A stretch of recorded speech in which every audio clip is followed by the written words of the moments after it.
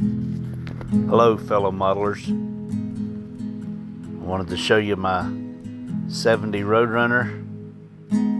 It's my first attempt ever at wet sanding and polishing. I think it came out pretty good. It's a copper engine color paint that I got at the parts store.